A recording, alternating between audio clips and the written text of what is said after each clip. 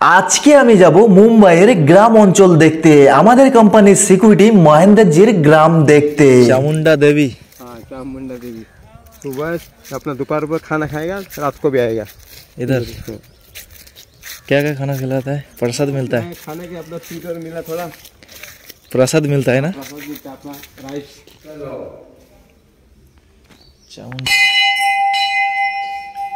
সবার প্রথমে আমরা কিন্তু প্রথমে একটা মন্দিরে চলে গেলাম। মন্দিরটার নাম হচ্ছে চামুন্ডা দেবীর মন্দির। মন্দিরটা ঘুরে দেখার পর মহেন্দ্রজি আমাকে নিয়ে যাচ্ছে তাদের একটা গ্রামের পুকুর দেখাতে।